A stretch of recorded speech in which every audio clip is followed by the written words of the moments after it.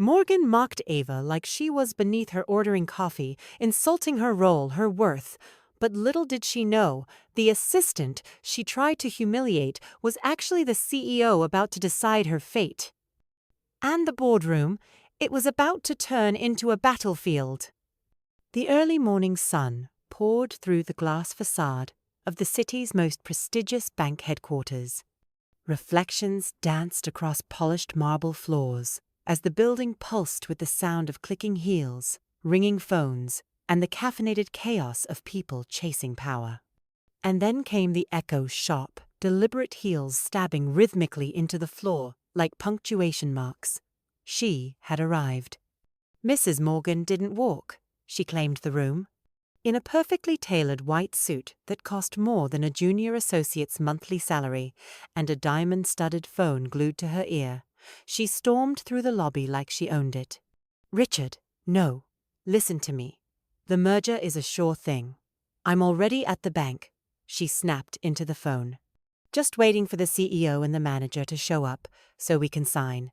And once it's done, boom, company saved, me made, champagne uncorked." She didn't even slow down as she burst through the door to the conference room. Inside stood a woman younger, poised, dressed plainly in navy and white. Her posture was effortless, eyes calm, but there was no name tag, no assistant's clipboard, no power suit, and that was enough. "Excuse me," barked Morgan. "Be useful and hang this up for me." She shrugged off her coat and tossed it without waiting for a reply. It barely missed the other woman's shoulder. The woman looked at her, puzzled. "I think you may have—" "No excuses," Morgan cut in. "It's far too early in the morning for incompetence. And coffee, milk, 2 sugars. Make it quick." The woman blinked once. Then, without a word, she turned and exited the room. Morgan rolled her eyes and sat. "Do I have to do everything myself around here?" she muttered into the phone. "Richard, honestly, the talent pool these days? Tragic." Minutes passed. The door creaked open again. The woman returned calm as ever and gently placed a steaming cup of coffee in front of Morgan. Morgan barely looked up. She took a sip, then spat. "I said oat milk. Are you deaf? Do you want me to go into anaphylactic shock?" The woman, completely unfazed, replied, "You said milk, 2 sugars." Morgan slammed the cup on the table. "Rule number 1 of being a good assistant: never talk back. You're here to make my day easier, not argue with me. Try again, and this time, listen." The woman didn't respond, just nodded once, so slight it was almost imperceptible, and walked away again. Morgan scoffed and returned to her phone. "Richard, you would not believe what I'm dealing with. Between the underpaid staff and the underqualified assistants, I deserve a raise just for showing up." She paced the room while waiting, stopping occasionally to adjust the blinds or rearrange the chairs. Every motion calculated, every step an assertion of dominance. When the woman returned again, this time with a corrected cup of coffee, Morgan snatched it and didn't even say thank you. Instead, she gestured vaguely at the windows. "Too much glare. Close those blinds." The woman, still silent, reached up and did so, then returned to stand by the table, where she remained composed, waiting. Morgan furrowed her brow. "Well, don't hover. Go fetch the CEO. If she's late, tell her some of us have actual companies to run." The woman tilted her head slightly, as if weighing whether or not to say something. Her mouth opened, and then closed again. "Not yet." She gave a small smile. "I'm sure she'll be here very soon." And with that, she turned and walked toward the hallway, leaving Morgan to stew in her assumptions. Because in this room, full of tension and glass walls, only one thing was crystal clear. Morgan hadn't just misjudged a stranger. She had underestimated the most powerful person in the building, and the clock had just started ticking. Mrs. Morgan paced the conference room like a general inspecting her troops. Except, in her mind, there was only one soldier here worth commanding: herself. She sipped the corrected coffee without a word of thanks, her sharp heels clicking as she circled the polished table. Ava had returned and was standing quietly near the windows, arms relaxed, gaze steady. But that only seemed to aggravate Morgan more. "You again?" Morgan frowned. "Didn't I send you to fetch someone? Or are you just here to eavesdrop on my business?" Ava gave a polite smile. "I was waiting for the right moment to speak." Morgan scoffed. "The right moment? Honey, if I had waited for the right moment to speak in my career, I'd still be stapling reports in the copy room." She paused dramatically, setting her coffee cup down with a deliberate clink. "But that's the difference between someone like me and, well, someone like you. I take opportunities. I make moments happen. You stand there waiting for permission." Ava's smile didn't falter. Morgan leaned forward, as if delivering a secret. "I graduated from Brown. Got my MBA from UCLA. I built my Fortune 500 company. From scratch. Scratch. That wasn't luck. That was hustle and brains." She straightened up and gestured dismissively toward Ava. "And you, I assume, what? High school diploma? Maybe a few online courses, if you're ambitious." Ava blinked. "Actually, don't bother," Morgan cut in. "I can tell. You've never taken a real risk in your life. Never maxed out a credit card to fund payroll. Never spent nights sleeping in your office to meet a deadline." She walked in slow circles now, like a lion sizing up a target. "You think just standing here, holding a coffee and keeping quiet, makes you important. Please. A trained beagle could do your job." Still, Ava said nothing. Not out of weakness, but precision. And that silence? It unnerved Morgan, far more than any argument. "Let me guess," Morgan continued. "You're one of those women who believes attitude matters more than action. That being nice and inoffensive will get you ahead." She laughed, dry and sharp. "Sweetheart, the real world doesn't reward soft hands and polite smiles. It eats them alive."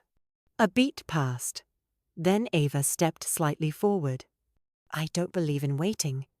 I believe in being prepared." Morgan raised an eyebrow. "Oh, is that so?" Ava nodded. "And in letting people reveal who they really are." Morgan smirked. "Well, aren't you clever?" She turned back to her phone and tapped out a message, muttering under her breath. "Can't even get decent help at the bank anymore." But behind that screen, something in Morgan's rhythm had shifted. Her words came faster, her tone slightly strained, because something about this assistant wasn't adding up. Her poise was too firm. Her calm, too practiced. Her silence, too intentional. And still, Morgan missed it. Because when you're used to looking down, you never notice who's standing eye level right in front of you. Just then, the door opened again. "Apologies for the delay," said a man in a crisp grey suit. "Mr. Clark, bank director." Morgan turned and beamed. "Finally, someone who understands professionalism. Tell your assistant here to stop lurking and go get the CEO. I've been more than patient." Mr. Clark blinked, confused. "Assistant?"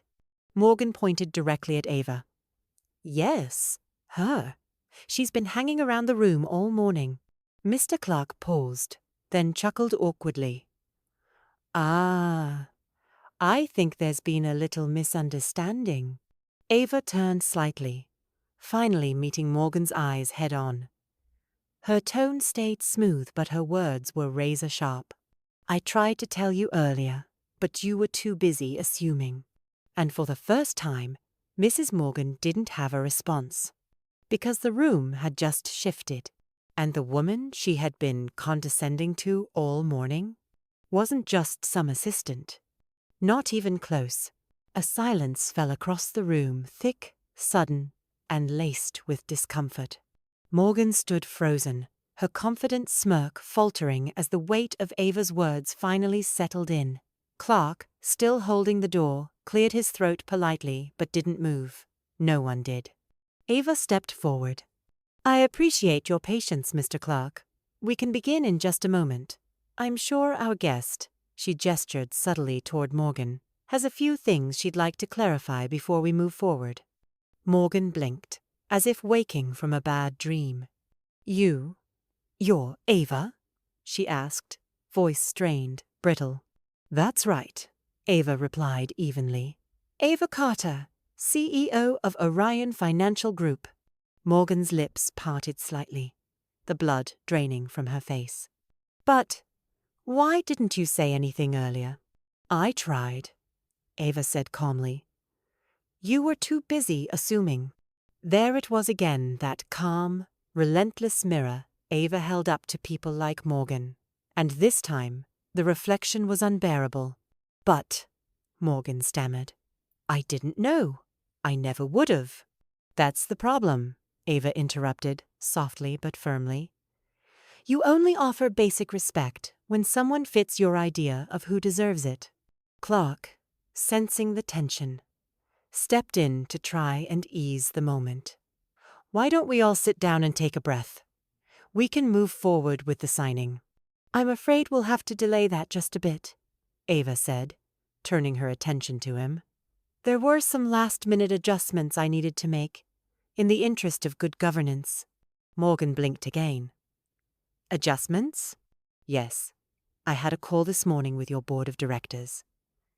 Ava's voice was measured, like a surgeon making an incision. "I informed them of your conduct both professionally and this morning personally." Morgan's breath hitched. "That's ridiculous. You have no authority." "I'm the one funding this rescue package," Ava said, still composed. "And your board was very clear. If I walk, this merger dies. So they had to decide which one of us was more valuable." A pause. "And they chose," Ava added simply. "You're out."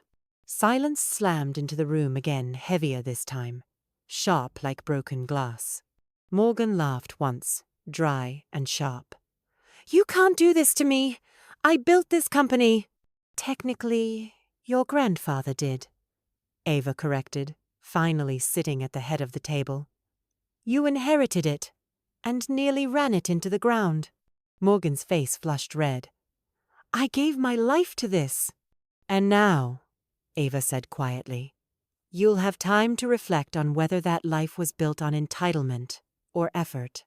At that exact moment, the door opened again. Ryan, the bank's head of security, stepped in.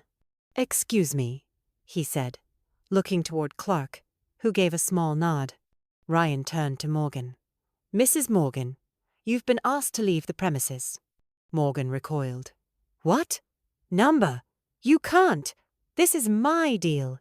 "Not anymore," Ava said. Morgan turned to Clark, then to Ava, then finally to the still silent staff in the room, but no one stepped in to save her. No one argued, no one defended, because for the first time, everyone could see it. Power had shifted. She had lost. With shaky hands, Morgan grabbed her purse, her heels no longer clacking with confidence, but scraping across the tile as Ryan escorted her out. The door shut behind her, with a soft, undeniable finality. Ava turned to Mr. Clark and exhaled gently. "Now, shall we proceed with the merger?" In business or in life, titles mean nothing without respect. The moment we judge by appearances, we blind ourselves to true power. Ava never needed to raise her voice. Her presence spoke louder. Let this be a reminder. Dignity sees through arrogance and always wins.